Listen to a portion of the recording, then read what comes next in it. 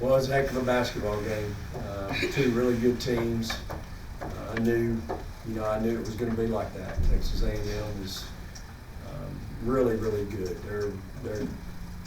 That point guard, Curtis Knox, is she's phenomenal. And our wings did a pretty good job taking their wings away, and then our four players did a good job of taking our four players away. And so it becomes Curtis has to do a lot, and she did a lot. Give that kid credit. She did a whole lot. And I just, really want to, we just really want to take our hat off to them, and because they're a heck of a team. Coach, he takes such pride in all the things that he runs on offense, but his out-of-bounds stuff was so good. We hadn't given up that much out-of-bounds on scoring all year combined, and I think they scored on every out-of-bounds play they ran on us. It's frustrating, it's disappointing. We'll work on that. The first thing we do on Tuesday is out-of-bounds defense, but those kids execute, and you can tell it's important to them, and just like it's important to us. We work hard on ours, but boy, they just really did a fine job there. I was proud of the press. I was proud of our kids getting up and trying to wear them down a little bit because of their lack of depth. But you got to give those kids credit. They played a lot of minutes. We took another shot there late midway through the fourth quarter, but I was really proud when I got timeout. We came out and answered with 4 unanswered points. We had 2 stops, 2 scores. Rowe was really special during that time. Made some really big shots, created, and she's coming. I've been saying that for a while now, but she's starting to do some really good things. She's getting her quickness back, and she's getting that shot back. And really, truly, when we were dying there on the vine, she really was a good answer. Obviously, the second quarter was big, 26-9. Kind of like the Texas game back in November. We had something very similar in that game. I think we held them to 1 basket in that second quarter. I don't know what we did basket-wise, but really proud of how well we played defensively that quarter after giving up 20 in the first quarter. I told them at the end of the first quarter, I said, we're headed to giving up 80, and we're going to have to do something different. So I thought we did something different and really answered. Proud of Tierra in our inside game. Her and Chinway again go 7 for 11. So, Tierra shooting 80%. We probably need to give her the ball a little bit more. Can you talk about being able to run off the bench, Tierra in the first half? Go ahead and say that. Give you that kind of lift you're looking for off the bench. Rose's a 2-year starter at Oklahoma State, and again, she'd probably be playing a whole lot more of late if she hadn't been so dinged up. She's just been beat up, bless the kid's heart, and she's finally getting some ankles healthy, and she's had to deal with both of them. And so she's finally starting to feel good. So you're bringing another. It's just like my 4 players, Katera or Tierra. Katera or Bree. One of them, they both started their entire career. So whoever's coming off the bench is just like another starter, and you're getting that veteran, mature kid coming off that can fix what's broke. So we're really fortunate to have the depth that we have at guard. Blair didn't play very much today, and that's another one that's been playing a lot. So, but we're really, really blessed to have the depth that we have at guard. I thought Toy was really good today, took really good shots. The only thing I'm up happy with her about is her what? The layup she missed in transition. You mentioned several times how well you know this team, but you haven't been able to see them after a game like South Carolina, your first loss. Was there any concern of that game kind of lingering over to this game, or did you pretty much know what you're going to get with the team? My concern was Texas A&M. I just, either we were going to play well and beat them, or they were going to make us play bad, and they were going to play good, and we were going to let them play good, and they were going to beat us. It's a game at home. If our kids can't get fired up about 7,700 fans coming to support them, we need to check our pulse. So I think they understand that their interest needs to be at an all-time high when we play at home for sure. And, to make sure we're locked in and ready to go. I thought our crowd was sensational. Good Lord's blessed Mississippi State with a great basketball team, but it's been phenomenal, the growth of our fan base and what's going on there. and it's fun. You know, it's fun for our kids. I guarantee you, they tell you what a great crowd, a great environment for them to play in. They had the same environment Monday night, and they weren't all hollering for us. Today they were hollering for us. So. Ro, your coaches said that you've been coming for a while now. What's the difference between how you felt when you were maybe trying to work through the ankles and to today, or maybe the last couple of games? It looks like you just have a little bit more spark in your step, and your shots obviously there. I just feel like I've been more aggressive in practice and just helping my team in either way that they need me to. And Coach always talking about being more aggressive and attack, so that's just what I did tonight. How do you try to put that? You came in the first quarter for I think less than a minute. You went back to the bench. How do you maybe put that aside and then keep that aggressive mindset for the next time that you're called on, so you come in and fix what's broken? Just always being prepared when my number's called and just executing the plays that coach calls out. So it's just always being prepared when the number's called. This is sort of a weird question to ask with both of you in here, but Victoria didn't play in like 4 or 5 of the biggest moments of the fourth quarter, and that's rare. So just what was your reasoning for that? I mean, obviously Rashunda was playing really well, but you know, what did you think about that, and what did you think about that?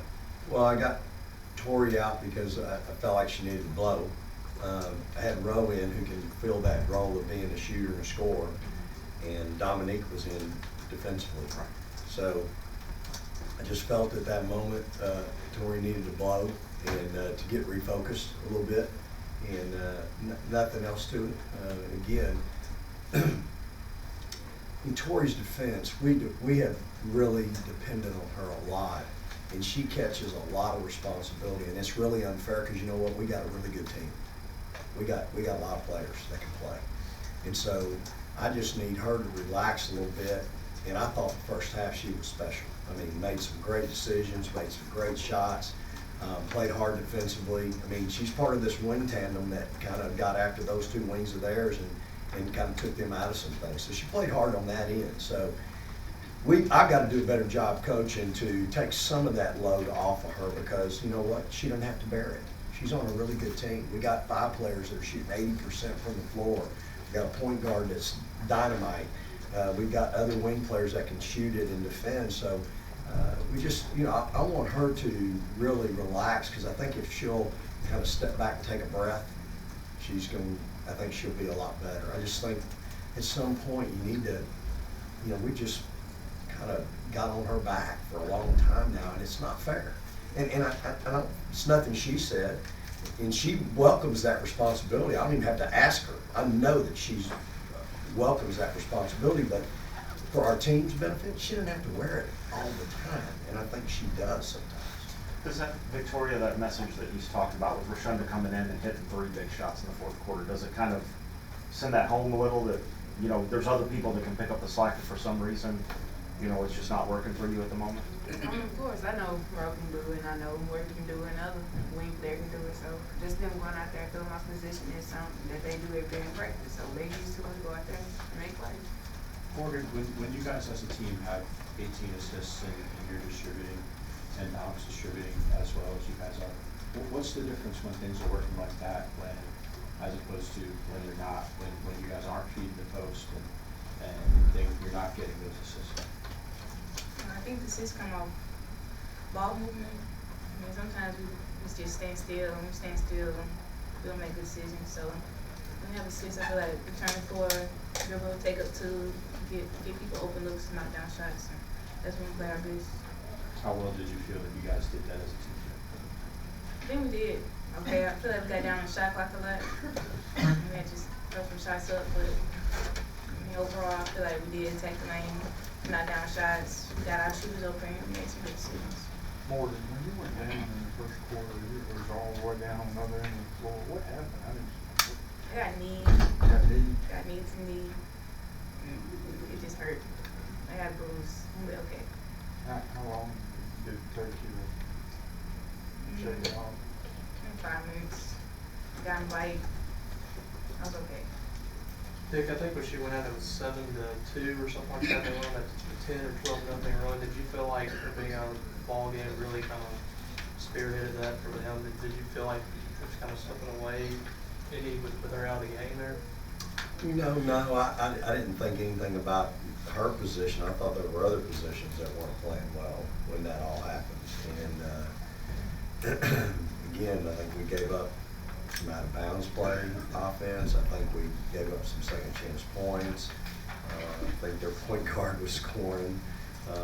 And so I didn't in particular feel like it was just her position. Jazz came in and did fine for us. Did a good job at an assist, and I think she probably was close on it. She went over 2, but I think one of them was in and out. But she had a big rebound for us, and Jazz played well and played fine. So it wasn't her as much as it was some others at that time when we came up the run there. Was it 12-2?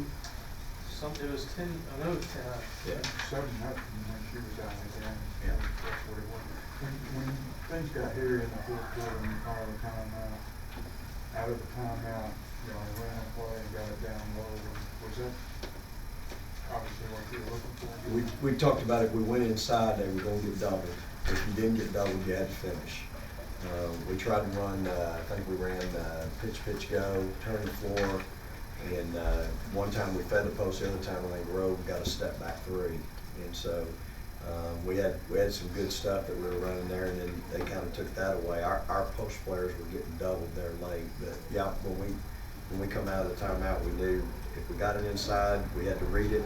If we could break them down on the perimeter, that's what we were wanting to do. Because we'd gotten away from that. We were running something else, and we were stagnant. When y'all won the national championship at A&M, did you have as much depth as you have now? No, sir. Did not. Have you ever been part of a program that has depth? Probably not. And we had 10 kids playing double-figure minutes. And we had 9. I think we had 9 played tonight double-figure. 1, 2, 3, 4, 5, 6, 7, 8. We had 8 played double-figure minutes, but it's very unusual because it's hard to keep continuity through substitution when you have that many kids that you can sub. But with this group, if you watch them in practice play Bulldog, which is a full court drill, 5-on-5, I can mix those teams up. We mixed them up this week. The chemistry is really good, both teams. You never know who's going to win. And so I think that's the beauty of this team, is that we do have that depth. And that's what I keep preaching to them, y'all, is we're a far, far way from being a finished product, but we sure do have a chance. You mentioned about the efficiency with your coach players are shooting. They only had 2 shots combined in the second half. Obviously, their defense had something to do with it. You said you were kind of stagnant just now. How much did you see you guys get away from that as a whole? And how much would you like to maybe turn that 2 into 8 or 10? I'd like to get back to 8 or 10. It's probably much my fault as anybody's. Now, I think we turned them down some. I think Dom turned them down a couple times. We've got to feed them. Those kids are shooting a big number, 58 and 80. We've got to give them some looks. And so that's something that we'll continue to work on and continue to focus on. But Chinway's bucket was big. They put us up 7, and then I think Rome had to step back 3 that got us to 10 out of the timeout. Or maybe you just had a 2 that got us to 9. But it's nice to have the 2 aircraft carriers. So when you talk about the little stretch when you went a little scoring spurt with 55-50 and then Chinway scored a basket and then you had 7?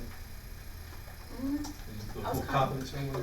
Yeah, I was kind of feeling it, but I knew like they'd make a run, so we needed to stop, and me attacking and me being able to score, and also if somebody came off to me, I could ditch it to my teammates. So just being aggressive the whole time and having that mindset, it really helped.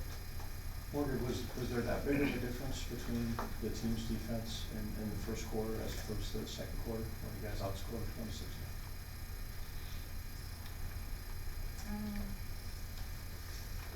I think of right now. Coach, was there that big of a difference, or was it just maybe focusing in a little bit more? I think there was a difference, and then we made a miss. I mean, I thought we worked harder. They didn't get as many good looks, good clean looks. You know, I thought defensively, and then we were getting out in transition. You know, we got some layups in that run too, so I thought defensively in the second quarter we kind of locked in. That happens with us a lot. It's kind of a feel yourself around first quarter, you know, trying to figure out how they're trying to attack you. You settle in and you get comfortable knowing what they're trying to do to you. And I mean, gosh, y'all, Morgan got screened all night long. It was a lot like the Iowa State game.